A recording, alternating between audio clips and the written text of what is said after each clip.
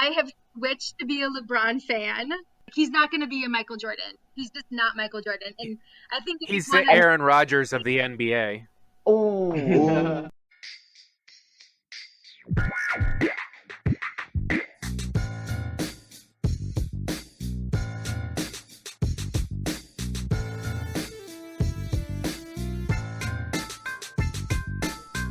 Hello, everybody, and welcome to another episode of the Heroes Peak podcast. It is I, Chris, your narrator today, with a few good friends of mine and some new voices for you here on this wonderful 420. Mike, how you doing today on this 420? Hanging in there. As you know, had a loss in the family. This morning we lost my uncle to the coronavirus. He was 77 years old. So.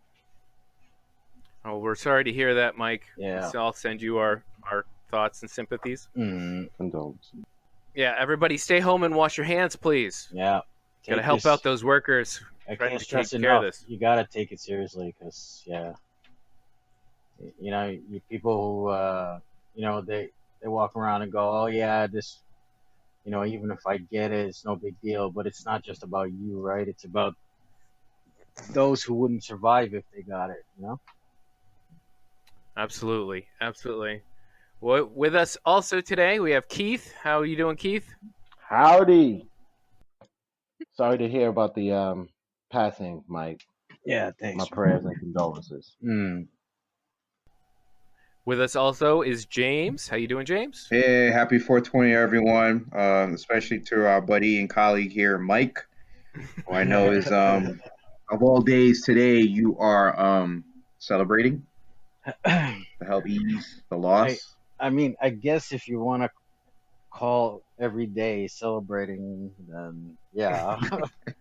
It's no different from any other day for me, I guess. But okay. 420 is actually the mathematical equation he uses to how many blunts he's going to use today. Blunts, man, that's amateur hour. I'm all about those edibles and RSO oils and all kinds of stuff. We have a new voice with us today. Brooks, how you doing? I'm doing well, Chris. How are you? I'm doing all right. Sitting in my basement as always. Nice. Yeah, that doesn't sound creepy. That didn't sound pervy at all. That didn't sound pervy at all. I have no comment on that. I'm just sitting in my basement making Hey, plans. there's no candy in this basement. You said there'd be puppies. The only people I would kidnap and put in my basement are construction workers so they can fix the damn thing. Finish that contract. So, today, we are going to start this podcast by talking about The Last Dance, which is a documentary that just showed up on ESPN and apparently Netflix International, not US, damn it. Talking about the 97-98 season of the Chicago Bulls and the one famous Michael Jordan and about his career. Now, unfortunately, I was unable to watch this. I'm sorry, guys. I didn't do my homework. I did shut off my cable just before we went into quarantine. Anyway, it's on Netflix.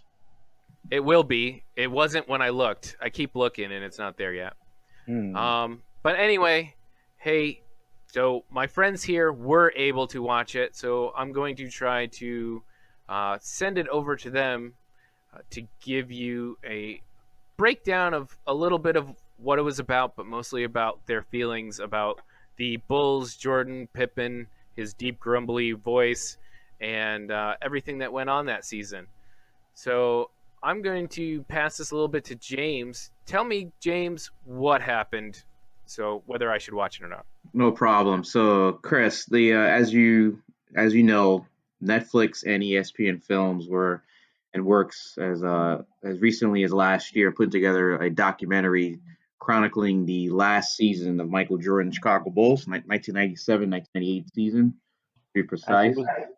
Actually, do put it on over 2 years. 2 years. Thank you. but we knew there was trailers about it as late as last year, spring of last year, chronicling the last season, the '98, the sixth championship season, the Chicago Bulls, and promptly named The Last Dance, which was a name that Phil Jackson had attached to the team once he knew that his contract was up, that he would not be renewed, and knowing the likelihood of his perennial All Stars Michael Jordan, and Scottie Pippen and Dennis Rodman will not be returning. So they had brought in a film crew that was able to tag along and record some of the behind the scenes, never seen before activities for the team to chronicle their last season. However, due to the business dealings and branding of people like Michael Jordan, it was decided to keep on ice and never to be released to the public until the powers that be 2 years ago, as Keith mentioned, decided now would be perfect time once they've gotten a couple of approvals and permissions to release this to the general public.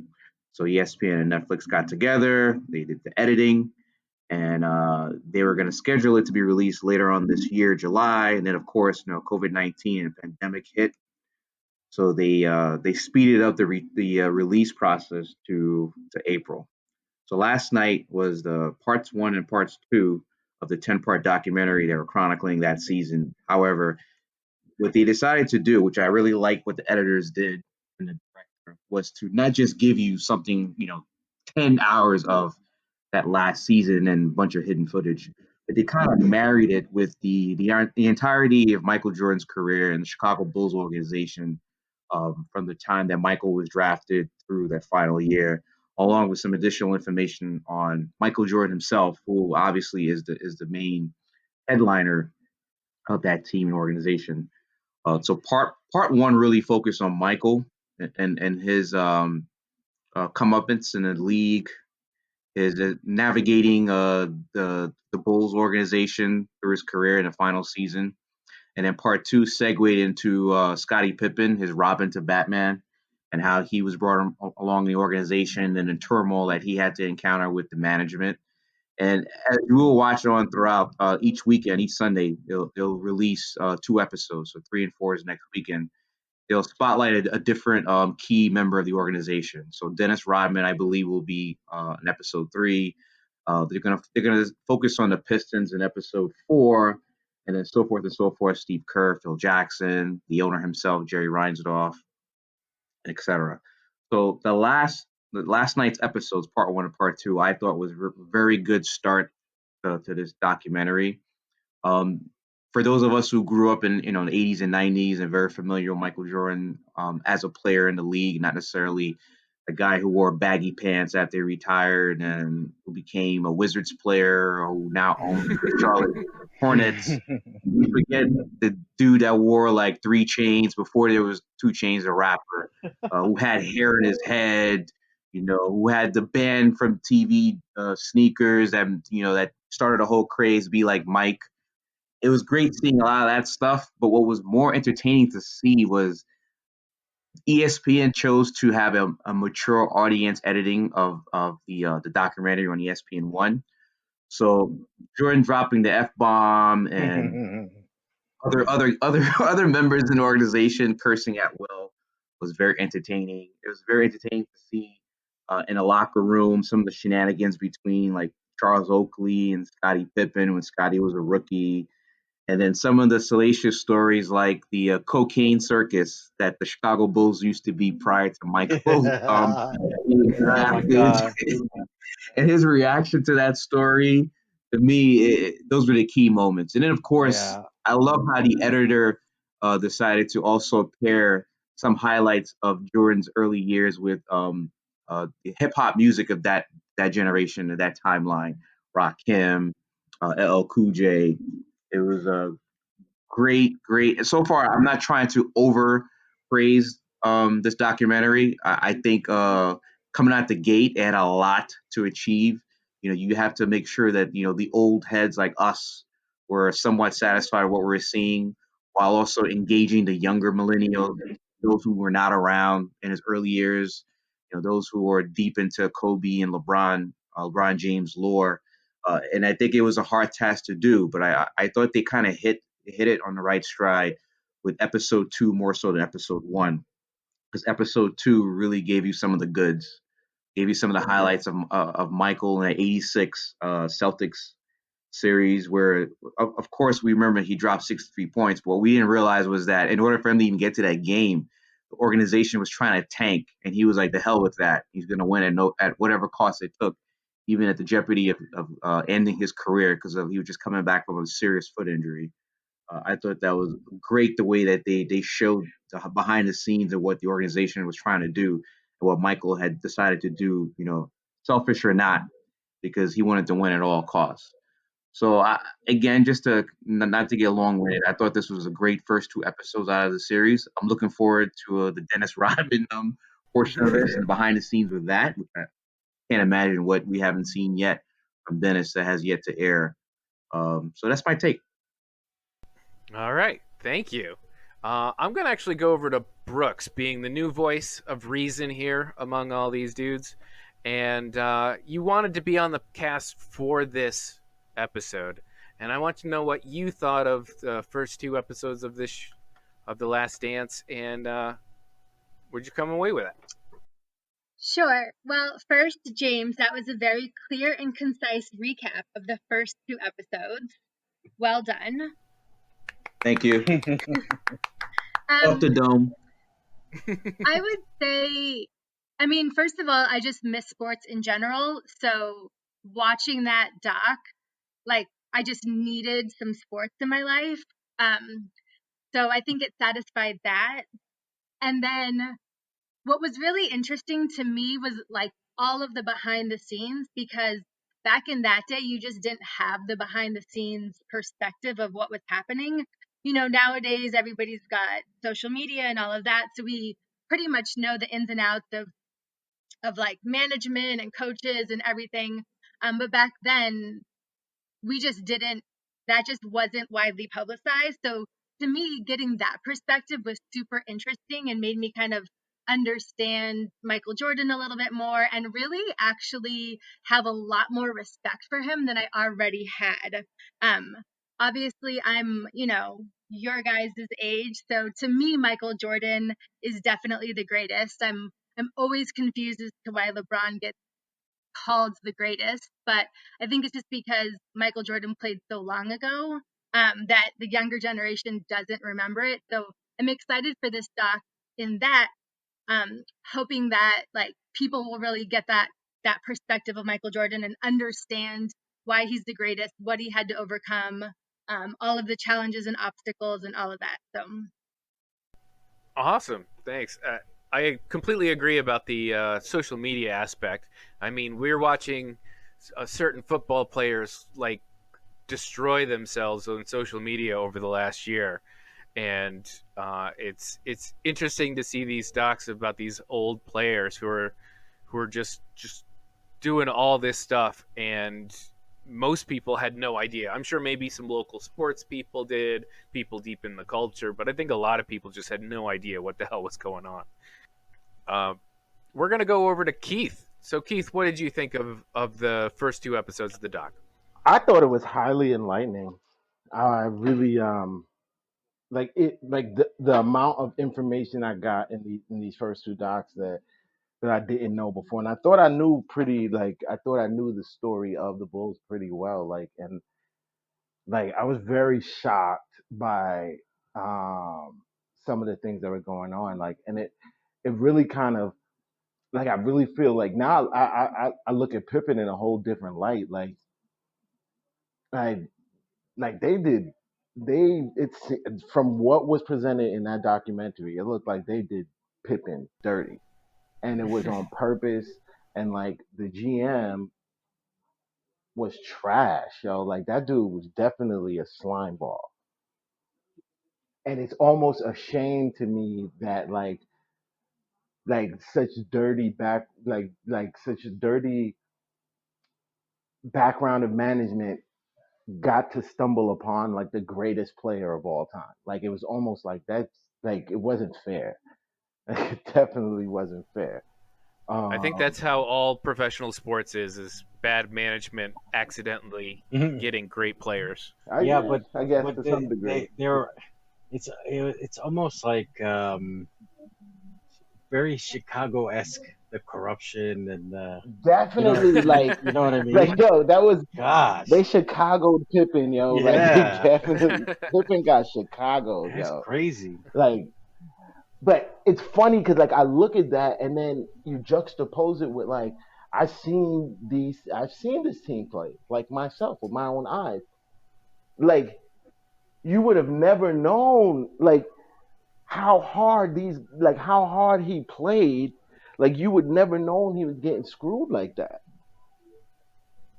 You know what I'm saying? Like it was like this dude is still giving up the ghost on the court. Yeah, Yeah, I think most professional Not as I'm sports players saying. My are head. like that. They want to play so Mm, bad, and they'll I don't play know about through some of most. that shit. You I don't don't know think about most? most. I don't know Yeah, I don't about know most. about most either. Not anymore. I don't know about most. And I can't blame them either. Like yo, like this is definitely a profession to some. I'm a fan, so like it's not hitting me the same way. Like that's your job. I'm a fan. Like I can't want you to be greater than you want to be great. You just might want to be middle management, and that's it. There's a point that I want to make real quick before we get to Mike that I think Keith you glossed over. But did you realize, and Brooks too, the masterful service that Jerry Reinsdorf, the owner, did, where we knew that Jerry Krause was going to be cast as the villain halfway through, but the fact that Jerry Reinsdorf, as the owner, the final decision maker, seemed to walk away with very little scrutiny about what was happening to Pippen and then the whole circus that was the Bulls. Like, yeah, Jerry Krause was the general Oh, manager, but yo, both the, Jerrys, the both Jerrys can Jerry eat. Jerry Reinsdorf as the owner seems like he was like bulletproof almost. Like you were responsible for hiring this guy. You also knew that quote unquote said, "Yeah, I thought it was a bad deal, but hey, no renegotiations," and he moved on. Like this dude was doing, he was looking to hire another coach. Phil Jackson was still coaching the team. He invited you to the wedding with the candidate coach, yeah. and you went. Like, It's the money. It's the money cover. And yeah, this He's is what I'm got the saying. big Like, bucks. He's not going to get the same scrutiny because he's not doing the direct decision making. But he has the final say, correct. and he And only cares today, about his all wallet. across the sports media, you're hearing Jerry Krause, Jerry Krause. Oh my God, this guy was a scumbag. This guy was, and Keith was right. Many of the points that Keith was making, this dude was terrible. But he wasn't the only culprit in this whole charade. the reason why I say like I always like this is another reason why like even in my fandom of the Knicks like I don't I don't hold I don't look at Dolan as vehemently as everybody else does because like he's not the basketball guy. Like you know what I'm saying like to me the management of the team are the basketball guys. Like I'm supposed to be able to manage the owner if I'm the president. Like that's part of my job. Like so I'm supposed to tell the president like no this is a good deal. Like you know what I'm saying or this is a person that we want or blah blah blah. Like I'm supposed to be like if the owner doesn't have my trust like that because they're a business person, they're not the basketball minds at all. And so like to say that like I feel like Jerry Krause could have very well been like yeah like you know what I'm saying like no don't worry about it this is the right thing like trust me this is what you hired the man for. Yeah, but because it's such a money business, we've seen owners do what seems to be terrible jobs on purpose and hire bad guys on purpose because, it depends what they think's going to make them the money. Do they think the championship's going to make them money? Do they think destroying the team's going to make them the money? Do they think moving cities is going to make them the money? They We are because they're fans. not the sports guys, they are they have this carelessness about them about how they treat what we love, which is the sports, the entertainment value, the players, right? And I wish I could have seen it so I could talk more about it specifically to this, but I see it happen all the time, just as a general Bears fan, we've had some bad management choices, and you're like, what the hell's going on? And sometimes you're like, it's probably just a money thing. I mean, probably, yeah, of Chicago. course. Chicago. We're fans. Their business. Yeah, That's it's a Chicago business. thing. I would imagine it's a money thing, but it's definitely like to see the background of some of the stuff that was going on, like really kind of just I don't know, like it sours me on that team a little bit. Like not necessarily not the players, of course, but like that management definitely didn't deserve that team, yo. Yeah, unfortunately that happens. I know. And then like and it also like I look at guys like Dolan, like yo, like cats, wild cats, like yo, like this stuff is going around, and like cats jump on Dolan for everything. Everything. All right, we're going through somebody trips and falls in the bathroom in MSG. Like yo, like reporters are running down Dolan. Like yo, like why'd you push the fan? Like it's yo, like everything, yo. Like I feel like now I just imagine him running. Other owners get away with murder. Yo, I'm just imagining him running murder. around the stadium, pushing people down at random. You know what I'm saying? Like listen, you would think that's what's going on. In the annals of worst GMs and owners, we definitely would not put the Knicks there. You still got Donald Sterling. You still have a few others that that would fall to that tier. All right, we're gonna let Mike have his say here about the first 2 episodes. Yeah, so I don't have much on top of what everyone has already said, because so far I'm enjoying it for sure. So the one thing, okay, so first I will say I am not a Bulls fan. I hate the Bulls. I am a Knicks fan. I'm a Knicks fan, so it's in my DNA to hate the Bulls. And but I will also say that it's even no matter how much I hate them, it's always been a pleasure to watch Michael Jordan play. So I can hate the hell out of them and then just sit there and watch him play and be happy. I also appreciate how they went into how driven he was from the start. That was something like you figure he was, but you don't realize how much so until they talk about it and show it.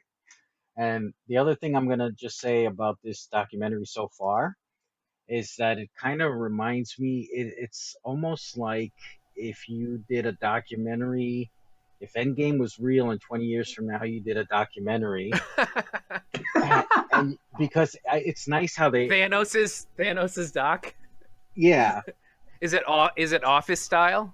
No. Just like this is the way, because they brought back Mike to do the documentary. They brought back Pippen. They brought back Rodman, Phil Jackson.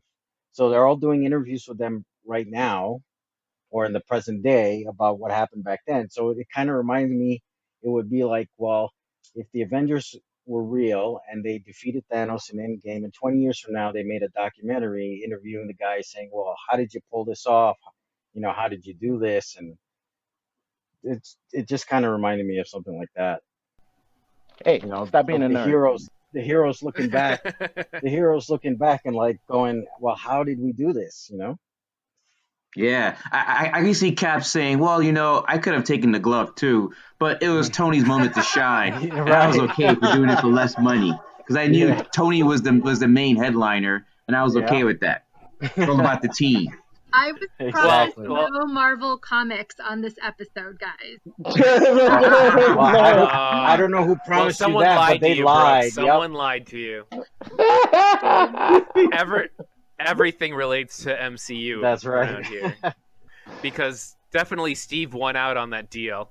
He's like, I could have taken the glove, but I decided to go back in time and get laid. Because I had never done that before, and it's good. Exactly. So, well, I think that's a unanimous, everybody should go watch it, and that includes me. The one thing I'll say, and I said this on chat to you guys, is I was a Bulls fan back in the 90s because I was a marketing kid. Just like the 85 Bears and the Super Bowl Shuffle got me to be a Bears fan for life. Michael Jordan, Be Like Mike, everything about it made me a Bulls fan. And I watched that and I ate it up. And so, and now I do marketing for a living. Yeah.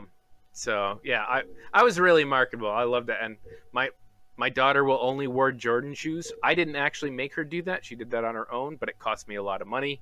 So thank you, Michael Jordan, for your expensive shoes. Is your daughter's a teenager? Yeah, when she basically turned, I think when she got to choose her own shoes at like 8, and she decided she was going to wear Jordans, Fun and fact. every year Fact. since. Yeah. Jordan's Q rating is the highest among teenagers. That's its highest Q rating. Yeah, seriously, all the gear, her and her friends. It's weird. His name is like bigger than Coca-Cola and Disney. None of them have ever seen him play, and that's his highest demographic of people who fuck with him as a celebrity. Yeah.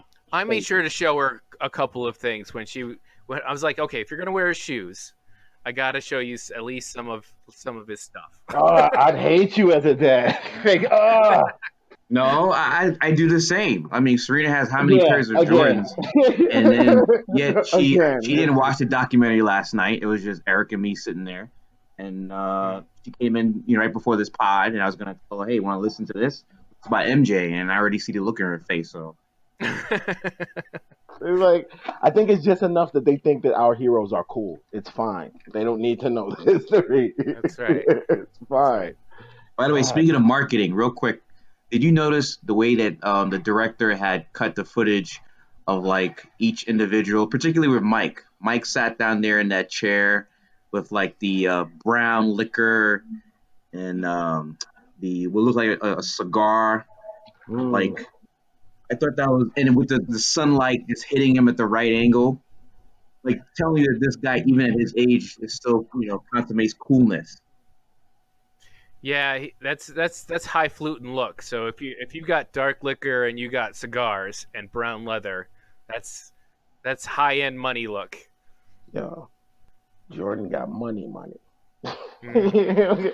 He don't care what none of us think. What's So, going on with his eyes, by the way?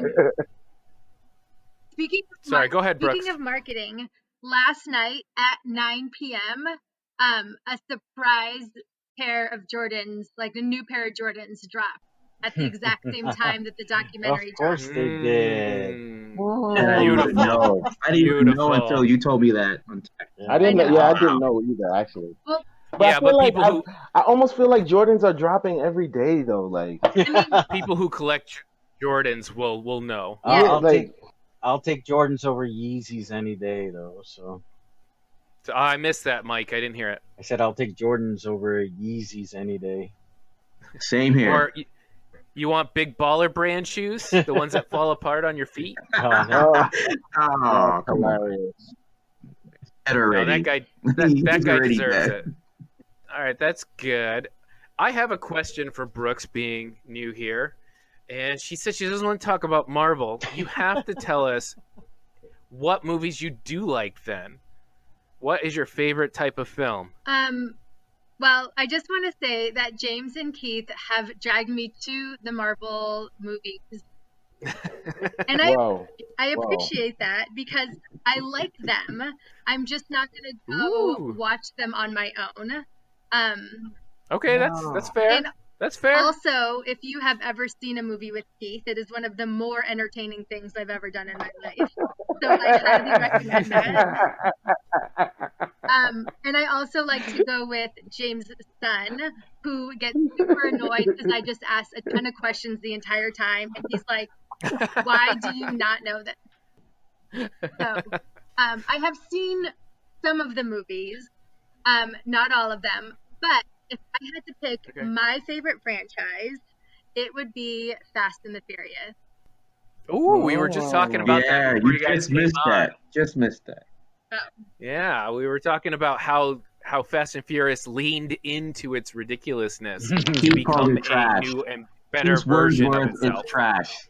I mean, if you watch the first one is like very believable. Like, I grew up in LA, and that is like, it definitely, everything in that movie definitely happens in LA on a regular basis. cut to now where Vin Diesel is like flying out of cars, grabbing people in midair, and then landing on cars on like a totally separate bridge from where he started. And it's like, it's bananas, but it's entertaining and I still love it. No, that's good. That's good to know. Look, there are good bad movies. We've seen them. We all have our movies that we know, like, okay, this is definitely not getting an Oscar, but I enjoy it. It speaks to me. Here's the thing. I like Belly. It's a it's a feast for the eyes. Belly is horrible movie. We have an upcoming next year. You have a new one coming out, April, as long as dates don't change. Fast 9 is supposed to release. Are you excited? Are you in the theater person, or will you wait for it? I am very excited for the new Fast and Furious. It has been pushed back by a year, which is also bananas to me because it was due to come out very soon, but I'm guessing that's because they have so much CGI to fix in the movie that they probably had to put it on hold until everybody was like back in the studio to fix it up. Wait. If they're putting the movie on hold to fix the CGI, they will never release the movie. Fair. Wow. I mean, look. That's a good point. When Paul Walker died, his brother stepped in, and they did so much facial recognition that it looked just like Paul Walker.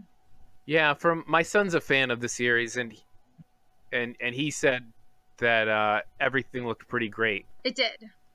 I will say this about Keith. I respect his fandom so much when it comes to the Knicks. I mean, he is literally the definition of ride or die for his team.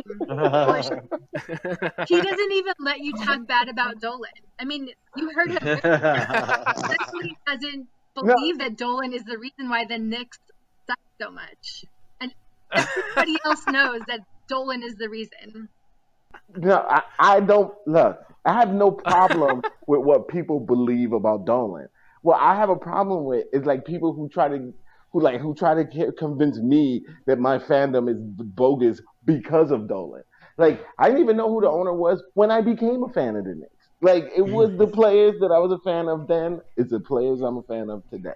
That's all. Yeah. Yep. He don't. The owner don't play unless he do some racist shit. You know what I'm saying? He's all good.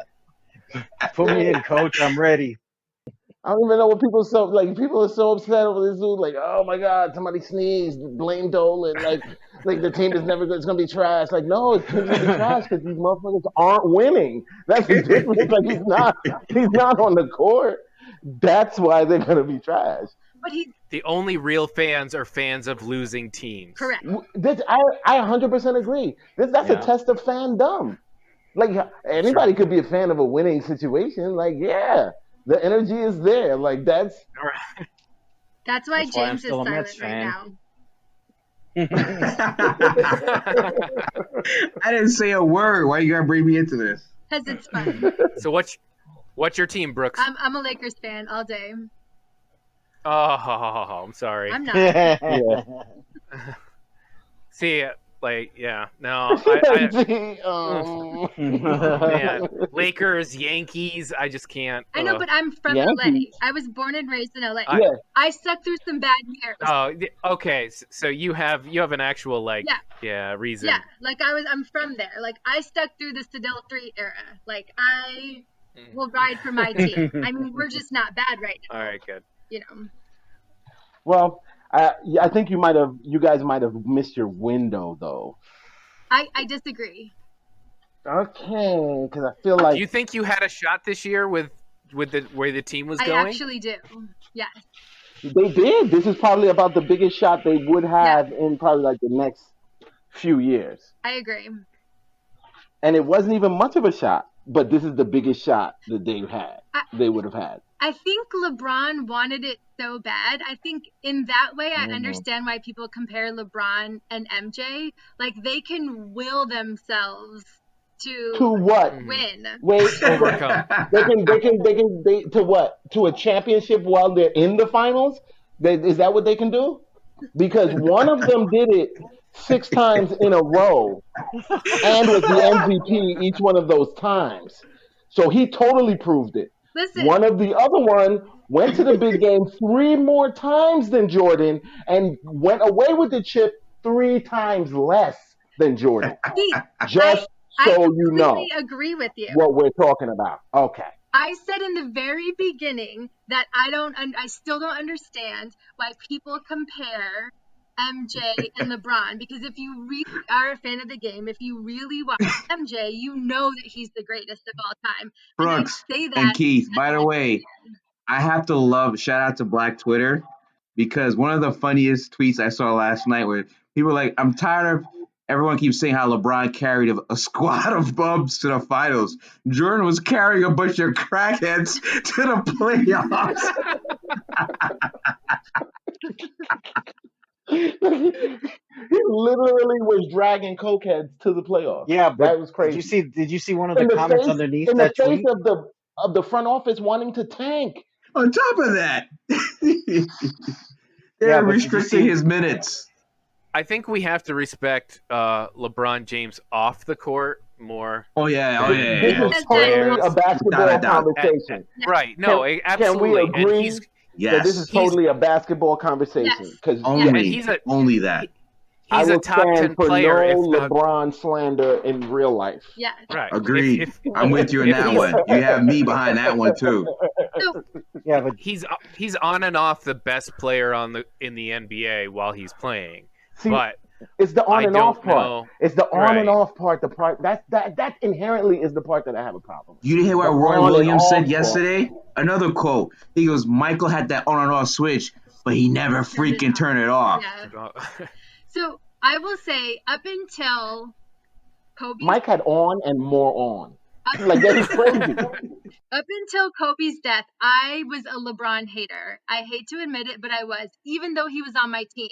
I would say, like, I will respect LeBron as long as he's a Laker, but I don't like him as a player because he just never, to me, he never had that clutch shot. Like, he's actually not the one to go to when you need someone to score the most. But once Kobe passed away, I was like, I don't have any more room. Like, there's no more room in my heart for hate on anything Lakers at all. So I have switched to be a LeBron fan, which actually kind of hurts my heart to say. But he's not gonna be the person. Like, he's not gonna be a Michael Jordan. He's just not Michael Jordan. And I think He's the Aaron Rodgers of the NBA. Oh, I can see that. If you want to make a better comparison, and that's respectable, Name is and that is respectable. He's That the is one every respectable. announcer says is the best player, and yet just can't quite. He gets, he's gotten there. He's great. He's gotten the ring, but he's not the 6-time ring guy. right. Ouch. That is Damn. such a great. That is wow. Damn, Chris. Wow, dead on, and still playing at a decently high and respectable level, but just not. But I love it when they sack the shit out of him. And don't get me wrong, I'm not like I am fairly like understanding of basketball. Like, LeBron is a great. My issue has always come in when the conversation of the greatest becomes part of that. Like, pump the brakes. Anybody can see he's great. Like, he's the greatest of this generation, hands down, head and shoulders above everyone. Cool. His prime was crazy. 9 times to the big game. That's a great feat. But the Bills made it to the Super Bowl 4 times in a row. Do you know how hard it is to get to the Super Bowl? Like, these are one and done games. Like, so the playoffs is really a crapshoot. Like, it's not the same kind of thing. Like, in the 7 games, you really actually get the better team that's gonna win. You know what I'm saying? One game, luck plays an issue. This, that, and the other. Temperature, blah blah blah blah. To get to the chip, to get to the big game 4 times in a row in the NFL is a crazy feat. Does anybody acknowledge them as the best team of anything ever? Around here, all the time. I'll give you Upstate New that. York. I mean, I was a Yes. Bills fan. That was actually when I I felt like that. I liked that was awesome to me. That was amazing. My wife said that she knows that NFL is probably going to be canceled this year because the Bills had their best shot in a long time. Yep. Sounds about right. It's just their luck. It's just their luck. I was gonna go into some suggestions, but I think we've had a good conversation here, and I think we're gonna leave it at our sports conversation for the night. Nice. And I invite Brooks to come back anytime she wants to. Thank you very much. I appreciate that. We loved having you on. You should definitely come back for once they release F9 and do a pod with us. So Mike doesn't want you back for Dude, that's 2 like years. 2022. That's fine. I'm down for F9 for sure. Okay, absolutely. All right, guys. I think that's a good conversation. Cool. I got to make fun of Aaron Rodgers at least once, which wow. makes my night. That was astounding. Wow. It was astounding. That was a revelation, actually. That was a revelation. Yeah, that was good. I like that. LeBron Thank you very much. Aaron Rodgers of the NBA. I don't know who got the worst part of that one. That has to be, dude. That has to be the when you're editing opener? this, that's the opener. Yeah, that's definitely the opener. Wow. So everybody be safe. Wash your hands and wear a mask if you do have to go out, please. Yes, please. Yeah. All right. Good night. Right. Good night.